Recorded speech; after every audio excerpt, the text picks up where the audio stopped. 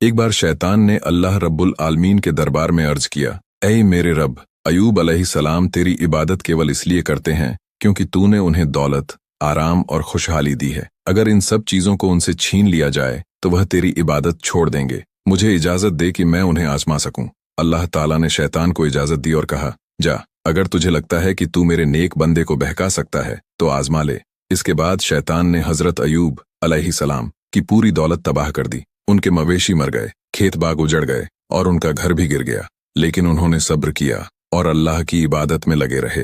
फिर शैतान ने उनके सारे बच्चों को एक भयानक हादसे में मार दिया। इसके बावजूद उन्होंने अल्लाह का शुक्र अदा किया और इबादत से नहीं हटे। जब शैतान को इसमें भी नाकामी मिली तो उसने नबी अयूब अलैहिस्सलाम को एक खतरनाक बीमारी में मुब्तला कर दिया। उनके पूरे शरीर पर फोड़े फूंसी हो गए, यहाँ तक कि लोग उन्हें शहर से बाहर निकालने पर मजबूर हो गए। केवल उनकी पत्नी हजरत रहीमा अलैहिस्सलाम ही उनके साथ रहीं और उनकी सेवा करती रहीं। एक दिन हजरत रहीमा अलैहिस्सलाम इलाज के लिए कुछ दवा लेकर आईं, लेकिन नबी अयूब अलैहिस्सलाम ने कहा, जब तक अल्लाह नहीं चाहता मैं कोई इलाज नहीं करूंगा। यह बीमारी 18 साल तक रही, लेकिन नबी अयूब अलैहिस्सलाम ने कभी भी सब्र का दामन नहीं छोड़ा। एक दिन उन्होंने अल्लाह से दुआ की, ऐ मेरे रब, मुझे तकलीफ पहुंची है और तू सबसे ज्यादा रहम करने वाला है।